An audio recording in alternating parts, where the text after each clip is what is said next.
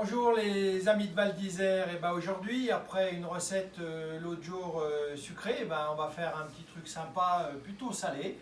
Une quiche que j'adore, une quiche à la fondue de poireaux et au fromage de chèvre frais, caillé de chèvre, si vous trouvez des bûches de chèvre cendrée par exemple, c'est très bien. Alors là encore, tout ça fait avec une tarte, un fonçage en pâte brisée. On va faire tout ça en direct. Là encore, rien de très compliqué, assez facile à faire. Ça demande juste un petit peu de temps. On y va. Je vous présente les matières premières qu'il nous faut. Pour la pâte brisée, là je vous donne une recette de pâte brisée qui est tout simplement une recette que moi j'adore et que j'ai depuis très longtemps. À base de beurre frais bien sûr, de farine, de sucre, de sel, de lait, de jaune et un tout petit peu de fécule. Et on va la faire en direct. Et ensuite, pour l'appareil à quiche, de la crème fraîche épaisse, des œufs, du poivre, de la muscade, du sel. Et du chèvre frais, bien sûr, qu'on va incorporer à l'intérieur de notre tarte. Et bien sûr, pour la fondue de poireaux que je vais vous faire maintenant en direct, un poireau, un ou deux poireaux, blanc de poireaux suivant la taille, du beurre, petite noisette de beurre, de l'huile d'olive et un tout petit peu de moutarde. C'est parti.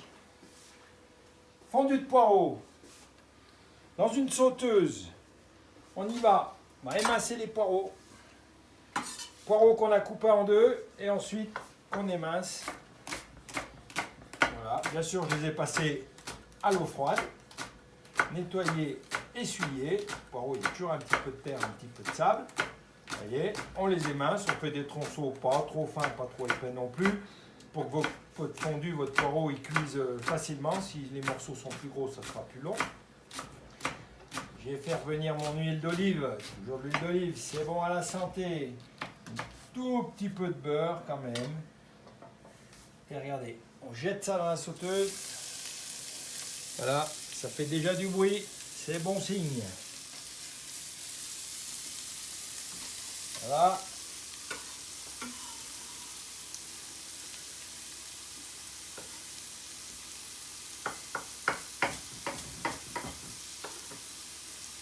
Et là, vous laissez revenir un petit peu comme ça et ensuite on va cuire à couvert. Et là, pour l'instant, on démarre comme ça. On les fait ce qu'on appelle en cuisine tomber. Alors bien sûr, on va saler, poivrer un petit peu, pas trop parce que l'appareil à quiche lui va être assaisonné, donc vous doutez bien que il ne faut pas trop forcer sur l'assaisonnement, mais quand même, je vais mettre un petit peu de fleur de sel sur les poireaux. Pas trop, voilà. Un petit coup de poivre moulin. Le poivre moulin, c'est meilleur. Un bon poivre, pas agressif, mais un poivre qui a du parfum. Et là, on va laisser cuire tout doucement. Allez, une fondue de poireaux, pour qu'elle soit bien, que les poireaux soient bien tendres, il faut compter entre 20 et 25 minutes. Ça nous laisse le temps de préparer notre pâte. Alors bien sûr, il a fallu en faire d'avance parce que la pâte brisée, une fois qu'elle est pétrie, l'idéal c'est de lui laisser une ou deux heures de frigo. Même l'idéal c'est de la pétrir la veille, de la mettre au frigo, de la sortir un petit peu le lendemain avant de vouloir la travailler parce qu'autrement elle sera trop dure. Et après, tout simplement l'étaler. Alors, on commence par le puits de farine. On va faire ça sur la planche. Allez, comme à la maison, puisqu'on est à la maison, le puits de farine, le sel, le sucre, la fécule. Pourquoi la fécule? La fécule, c'est sympa. C'est sympa, vous allez voir, ça nous amène aussi ce côté un petit peu friable, un peu plus léger qu'une pâte toute à la farine. Voilà, et là, regardez. Hop. Tout ça a été tamisé avant, bien sûr. Je préconise que vous le tamisiez. Si vous avez un tamis à la maison, c'est toujours mieux. Ça rend ça rend vos matières sèches bien mélangées ensemble et plus fluides. Voilà, regardez. Hop, et là, qu'est-ce que je fais? Et ben on fumuse comme dans le sable quand on était petit. On fait le puits. Le beurre, lui, il doit être pas mou, mais plutôt froid. Pourquoi? Parce que lui, on va le mélanger avec la farine.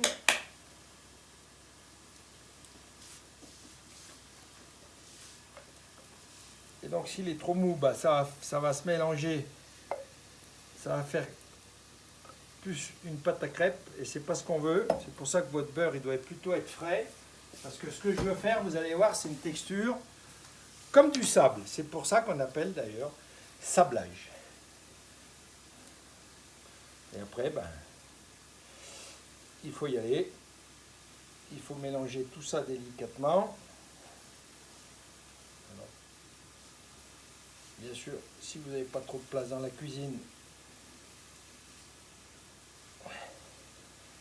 déborde un peu hein, sur les côtés, c'est pas grave.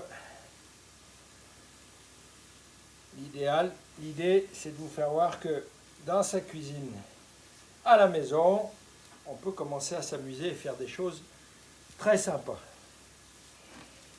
Voilà.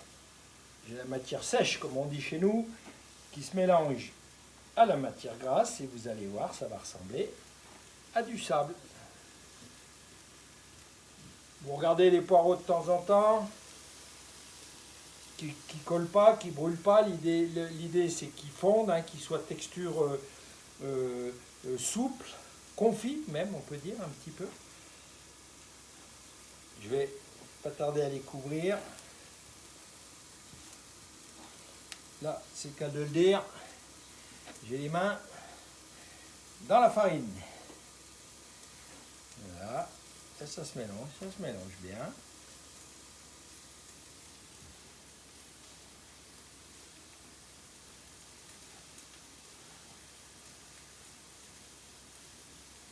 Alors une petite combine aussi, hein, quand vous faites ça, vous n'êtes pas obligé d'en faire à chaque fois, parce que vous voyez que c'est quand même un peu de travail, et puis on salit un peu, donc on salit un peu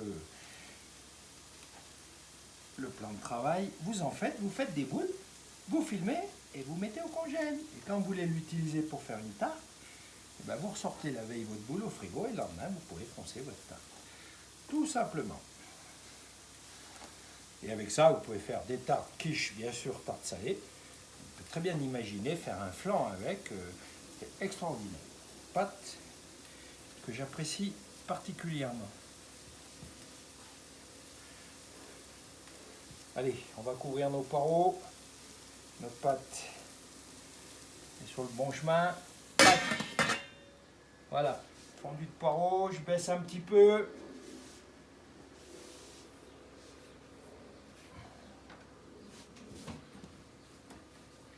Là, c'est en direct, hein. Quand on fait des cours dans les laboratoires, que les dames ou les hommes qui viennent nous voir nous disent « Ouais, mais vous avez de la chance, vous, parce que vous avez des labos équipés et tout. » Bah, vous voyez, on joue même à la maison comme vous. C'est le défi, c'est un défi, parce que c'est vrai qu'on n'a pas l'habitude de travailler dans des espaces comme ça, plus petits. On n'a pas tout l'équipement qu'on a l'habitude d'avoir dans nos labos professionnels. Alors, on se met un petit peu en défi, mais c'est sympa. Vous voyez? Allez! Là, il ne faut pas aller plus loin quand c'est mélangé comme ça. Il ne faut pas chercher à faire plus. Je refais un trou, un petit puits. Et là, je mets mon jaune dans un cul de poule, le lait. Je vais mélanger et je vais verser dans la pâte. Voilà. Le fouet.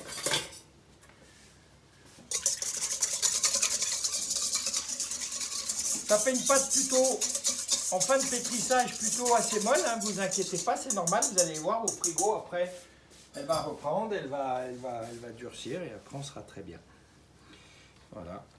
Et là, il faut faire rentrer le liquide et le mélanger à la pâte. Tout simplement. Et là ensuite, il ne faut pas trop travailler.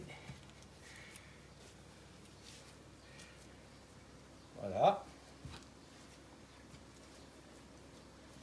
Je refais un petit puits.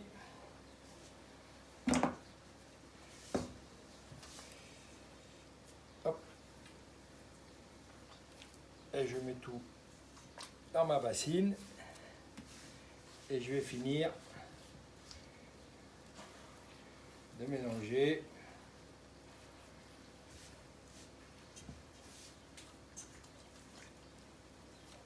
Il faut que le liquide rentre, on appelle ça comme ça en termes de pâtisserie, rentre dans la pâte. On ait quelque chose de bien mélangé et d'homogène. Est-ce qu'on voit bien là dans la bassine, monsieur le caméraman?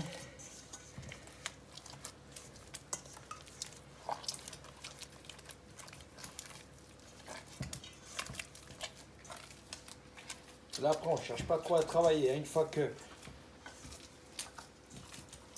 ça c'est bien, le liquide est rentré dans la pâte, on arrête. Là je sens qu'on est bien. Regardez.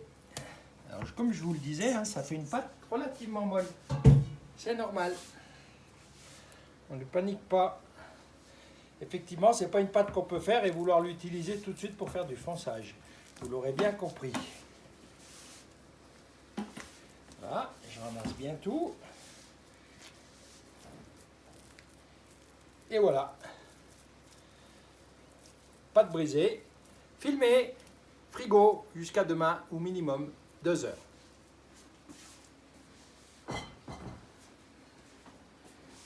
Là, parce que là, je vais mettre un peu. Alors ensuite, on va retourner voir notre fondu de poireau. Qu'elle dit, si ça se passe bien.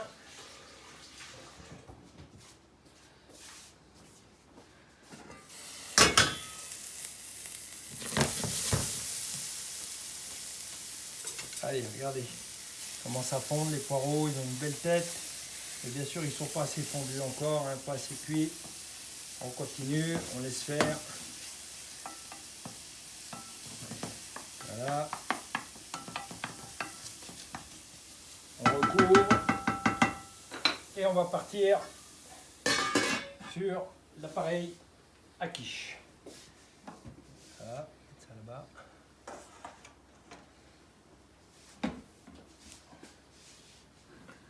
Même pour manger, pour faire même sur une tarte aux fraises, ça peut être, cette pâte-là est très sympathique. Vous la foncez pas, vous faites juste un disque et puis vous le cuisez et vous couchez vos fraises dessus, tout simplement. On est bien. Allez. On nettoie son plan de travail. C'est un métier où on nettoie toujours. On reste toujours très propre. En plus, par les temps qui courent, on a compris qu'il fallait être encore un peu plus dans la rigueur avec le nettoyage et la propreté. Et ben on y est. Alors, l'appareil à quiche.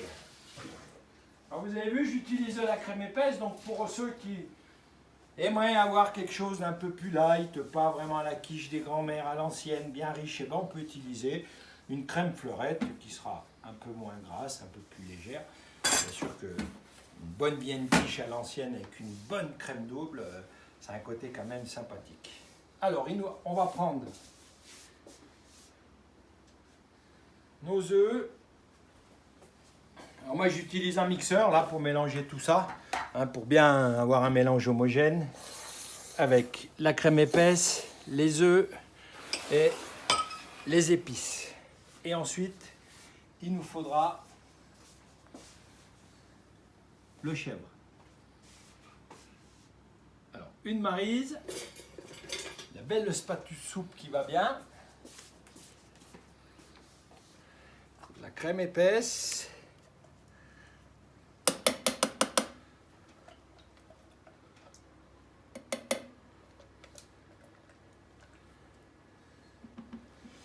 voilà, qu'on met dans le bol du mixeur.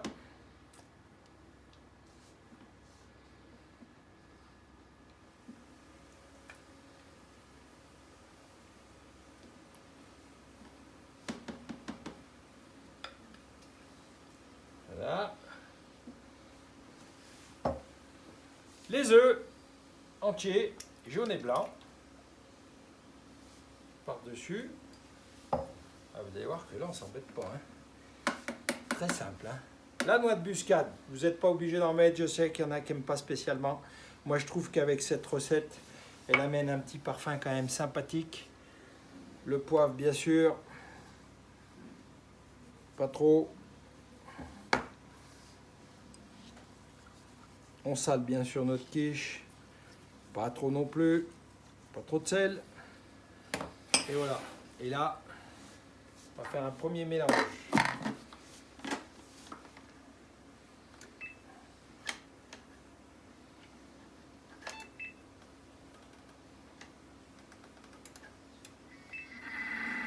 Allez, premier mélange. Gentiment. Et ensuite, on va incorporer notre chèvre frais. Voilà, c'est pas la peine d'aller plus loin. Hein. Là, ça suffit. Voilà, ça vous fait un appareil plutôt liquide. Et là, qu'est-ce qu'on va amener? Eh bien, notre chèvre frais dans l'appareil. Voilà. Chèvre frais, les bûches de chèvre cendrées, vous savez que vous trouvez chez les fromagers, en commerce. C'est très bien. Il ne faut pas un fromage de chèvre trop affiné, hein, parce que ça amènerait trop fort, trop de goût de chèvre, et c'est pas ce qu'on cherche. Il faut que ça soit quand même subtil. Voilà. Et là, qu'est-ce qu'on fait? Eh bien, on redonne un petit coup de mélangeur.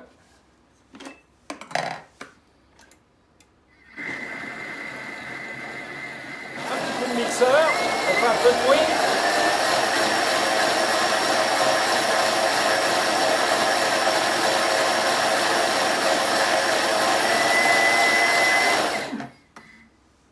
Regardez.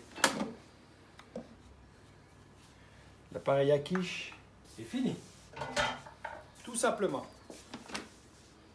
Et on a quelque chose d'homogène avec le chèvre, de bien mélanger à sa crème et aux ses œufs. On est parfait. Allez, lui on le laisse ici. Et maintenant, on va passer au fonçage de la tarte. Alors, vous pouvez prendre un moule à tarte comme ceci, qui est un peu plus bas que ça. Ça, c'est un cercle, c'est pas un moule à tarte. Moi, j'aime bien. Pourquoi? Parce qu'on est plus haut. Donc, j'aime bien dans la quiche avoir un peu d'épaisseur, avoir de la texture, parce que là, vers le poireau, l'appareil à quiche, il faut que ça soit un petit peu haut. Moi, je travaille plutôt sur des cercles comme ça. Votre pâte, bien sûr, je l'ai préétalée, parce qu'autrement, ça serait un petit peu long. Moi, la combine, j'ai une combine à vous donner. Elle est simple, c'est d'étaler votre pâte sur un film plastique. Là, on appelle ça chez nous une feuille de guitare. Pourquoi? Parce que souvent, des fois, je sais, vous avez des problèmes, vous dites, ouais, ça colle au rouleau, vous avez tendance à mettre trop de farine. Si on ramène trop de farine sur la pâte, on sèche la pâte, donc ça, il faut éviter. Donc moi, je vous conseille de travailler comme ça, avec un film, et regardez, là, ça colle pas. Ça va tout seul. Ça va tout seul. Donc, ma pâte a été faite la veille, on est tranquille. Voilà.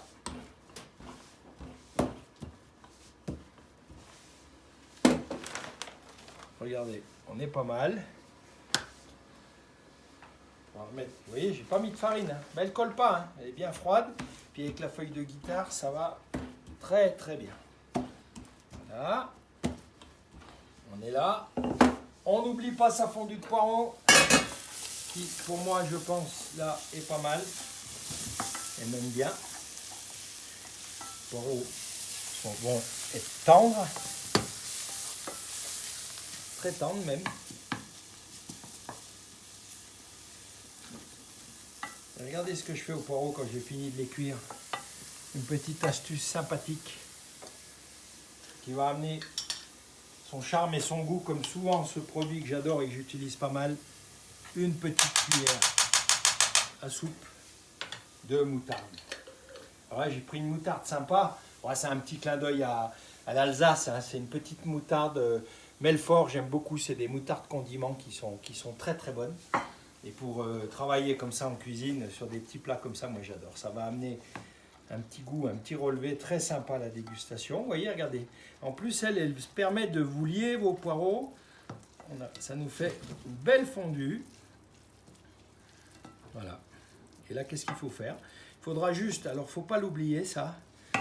Votre fondue, vous la faites comme ça avant, vous la laissez refroidir. Parce que vous imaginez que si vous mettez votre fondue de poireaux chaude sur un fond de pâte, qu'est-ce que ça va faire? Ça va fondre votre pâte. Donc bien sûr, votre fondue de poireaux, une fois qu'elle est faite, vous la laissez refroidir avant de la tapir au fond de votre appareil, au fond de votre tarte. Allez, je prends un cercle. Pour le cercle de fonçage, ça me fait le gabarit. Bien sûr, il faut que je découpe plus à l'extérieur pour pouvoir faire mon fonçage. Là, cette pâte, elle est extraordinaire parce qu'elle ne bouge pas. Et on peut la retravailler sans problème. Le cercle, je le graisse, je le beurre pour pas que ça adhère. Alors, vu le paquet de beurre qu'il y a dans la pâte, il n'y a pas trop de risque. Mais quand même, je remets un petit peu de matière grasse autour de mon cercle ou dans mon moule à tarte, comme vous voulez. Pas trop, mais un petit peu. Vous avez la garantie d'un émoulage sans problème. Et voilà. Et ensuite, fonçage.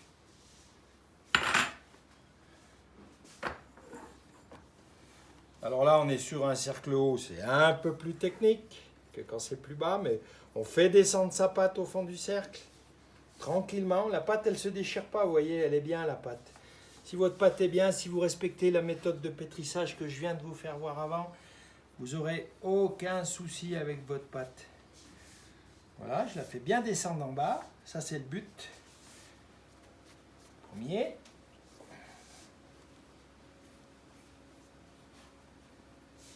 Hein? Là, on est bien. Regardez. On va laisser un petit peu de pâte. On va pas couper un ras. J'en garde un peu.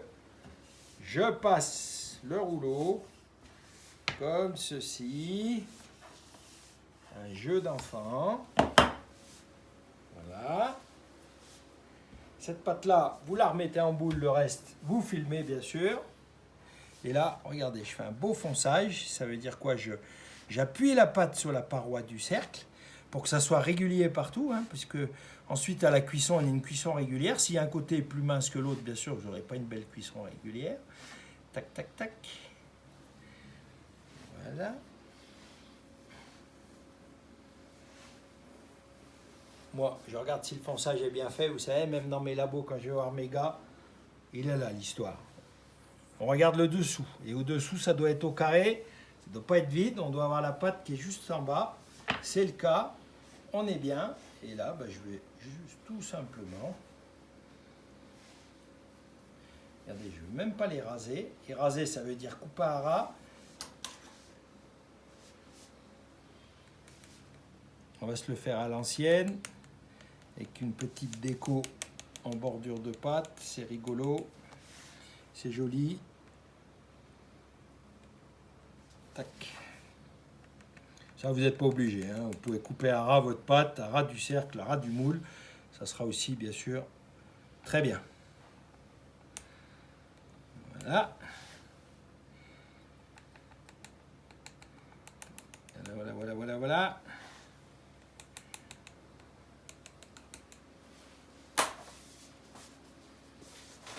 Je prends ma plaque de cuisson, vous mettez une feuille de papier cuisson au fond ou un cile-pâte, ici c'est le cas, c'est un cile-pâte, il ne faut pas que ça colle dessous.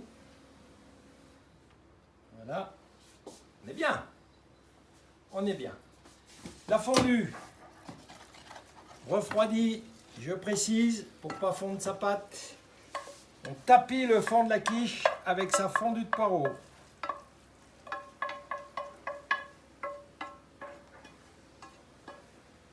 Voilà.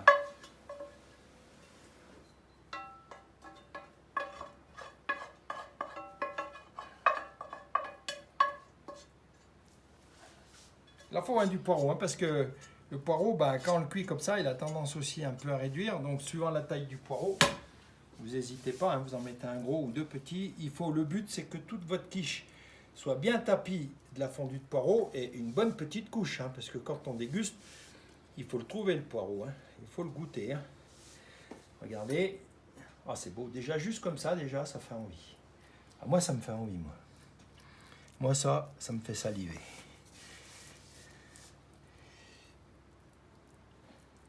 Et voilà. Ensuite, c'est très simple. Je viens couler mon appareil à quiche sur la fondue de poireau. Comme ceci.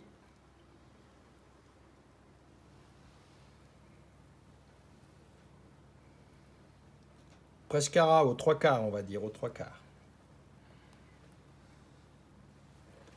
On est bien là, on est bien. Et là, je vais peut-être vous donner une combine sympa, vous qui vous embêtez quand vous faites vos quiches. Là, on pourrait dire, bah là, elle est bien, on va la mettre au four. Alors, il y a ceux qui vont vous dire, bah moi, je précuis un peu mon fond de tarte avant, parce qu'autrement, avec l'appareil à quiche, c'est compliqué, ça déborde, c'est pas assez cuit.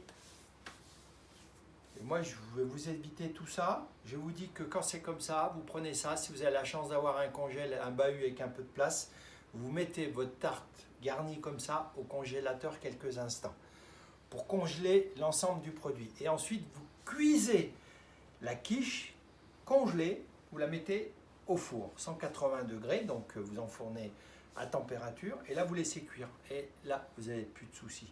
Vous aurez une cuisson parfaite, régulière. Vous n'aurez pas de souci à vous faire à surveiller. Et surtout l'avantage, c'est que si vous n'avez pas envie de faire ça le jour où vous recevez vos convives, et ben c'est très simple, vous le faites la veille, vous mettez au congèle, et le jour J, au four, et là vous avez une quiche parfaite. Alors, on va le mettre au four. Four 180 degrés, et après j'ose pas m'aventurer sur le temps de cuisson, parce que là ça va dépendre de vos fours, c'est toujours délicat. Mais sur un produit comme ça, qui est très épais, en plus si vous travaillez en technique congelée, il faudra compter au moins 45-50 minutes à 180 degrés pour avoir un produit bien cuit, parfait. On met dans le four. Hop là. Et c'est parti. Et c'est parti. Et là, ce qu'on fait, à 3/4 de cuisson, pour faire bien, hein, c'est pour faire joli, on remet des petits morceaux de caillé de chèvre en petits tronçons dessus, comme ça, qu'on verra en fin de cuisson, qui sont sympas. Et à la sortie du four, nous, on met un petit coup d'huile d'olive au pinceau. Pourquoi? Bah, ça vous amène une brillance, un petit côté lustré, et ça vous donne une quiche appétissante. Alors la quiche, on va l'attendre, elle est dans le four, elle va arriver, on va l'attendre. En tous les cas, je vous remercie de m'avoir suivi et j'espère surtout que vous aurez une grande réussite sur cette recette. Et surtout, on espère vous voir très bientôt à Val d'Isère, cet été, au milieu de la nature magnifique, au milieu des chamois, des bouquetins, des marmottes et des fleurs, et cet hiver, bien sûr, sur les pentes de ski. Bon appétit!